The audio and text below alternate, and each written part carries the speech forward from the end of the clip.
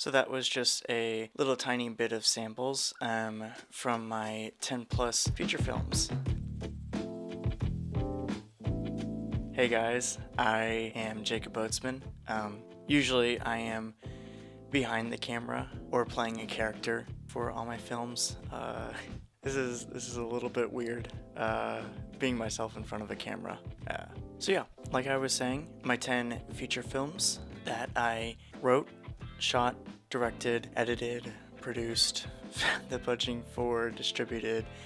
I'm guessing you all clicked on the video because you're like, how did you find the budget for a 10 feature films, let alone one feature film? It's a lot more simpler than you think. So I grew up in Davidson, North Carolina, home of Stephen Curry and me.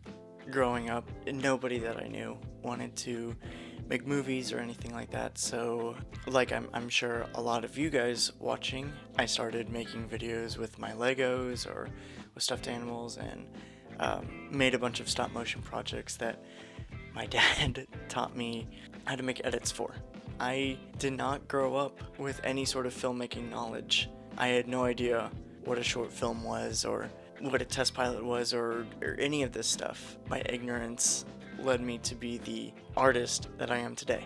By the time I was in 8th grade, I had grown a group of friends who wanted to act and stuff, and I was still making films, so the school year of 8th grade I said, okay, enough is enough, I am going to write a feature film. By the end of 8th grade, I had created a 90-page script. I had an iPhone and I had a group of friends that I could shoot it with. The film was called Barkle. It is 90 minutes long and is about a boy who runs away to live in the woods. And it is shit. But it's on YouTube now. I'm going to keep it up for as long as I possibly can because it means a lot to me. It was a $0 budget feature film, and it pushed every single thing that I had. All my friends were in it. All the parents that I know were in it. It's a shit film, but I love it so much.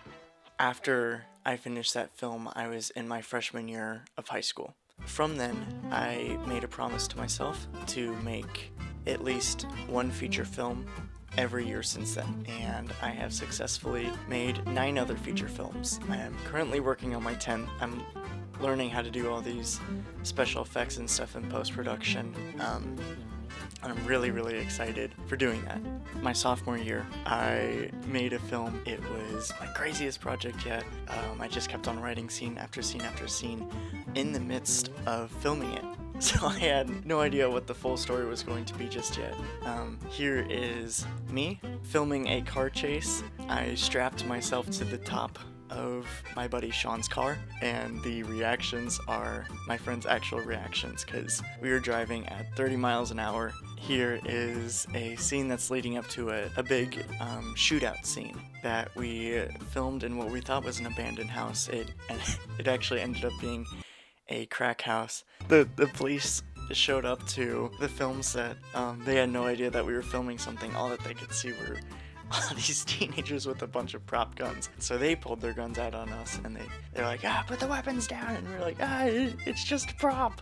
Right before COVID had happened, I had planned to shoot this really fun coming of age story with a bunch of my friends. And then the lockdown happened, and my brother said, hey, why don't we film a movie just you and me, and I can play every single character. And so we made this huge action spy trilogy with my brother as every single character. These are the stories that I would never be able to tell if I had thought about, I can't film this thing because of budget or producing or I need this specific film rig or anything. You gotta go out there and you need to experience, because if you love what you're doing, nothing should be stopping you.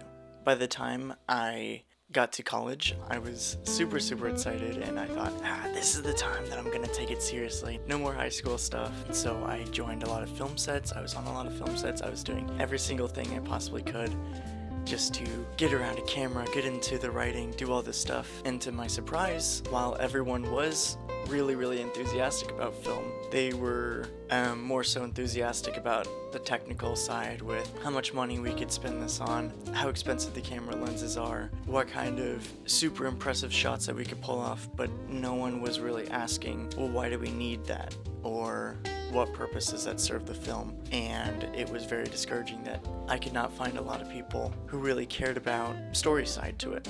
In film school, everyone has a senior thesis, which is usually like a 5 to 15 minute film that after 4 years of film school, you say, this is my magnum opus. And after self-funding a bunch of feature films and TV shows and all this stuff, I had talked to the dean of film and I said, hey, would it be possible for me to do a feature film for my final? And the dean said, that's impossible. Nobody can make a feature film, especially not at such a young age. You can make a scene from the feature film, but you are not allowed to make a feature film. And so I switched my major to screenwriting. And since then, I have made 3 other feature films since that switch. Besides the feature film that I'm currently editing, my most recent thing published is a 7-episode long, 20-sketch web series that my roommate and I wrote together, we filmed together, and it was so much fun because I got to go back to my high school roots. I got to do the jackass run and gun, and a lot of my film friends helped me with that. And the one thing that everyone was saying was that we love this specific type of filmmaking, and we wish that this was taught more in film school.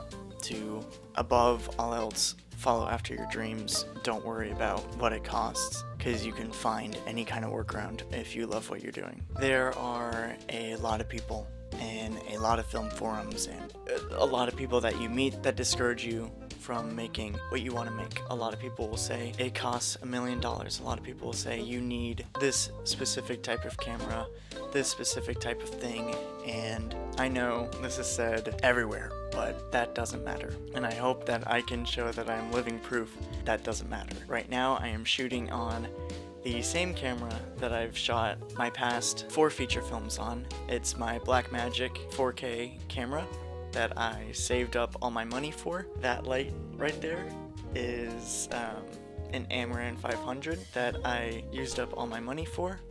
It is on a cheap tripod that I spent all my money on.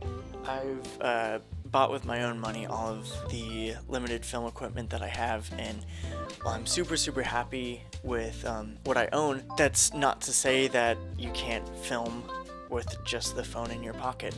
That's how I filmed my first feature film, my iPhone 4 and iMovie. All in all, I don't think that you should limit yourself. I don't think that a true filmmaker should limit themselves to, I can't make this passion project of mine because I don't have the expenses and I don't have the talent and I don't have the time or the producing experience. For the majority of my life, I've produced everything with Google's spreadsheets. I would write my script on Google Docs or a notes app. You can do whatever you want to do. To quote one of my favorite movies, anyone can cook. And I think the same thing applies to filmmaking. It shouldn't be something created from pain or from torture or from all this sacrifice. It should be something that you make because you love to make stuff. For those who are saying that what I'm talking about is a dangerous path and that I shouldn't do that and no one would want to follow the path of a run and gun filmmaker because that's not going to make any money. Maybe not immediately, but wouldn't that be such a sad world if we were to tell other people not to chase after their dreams? And if you have a way to chase after your dreams, that would be a real shame to put anyone down.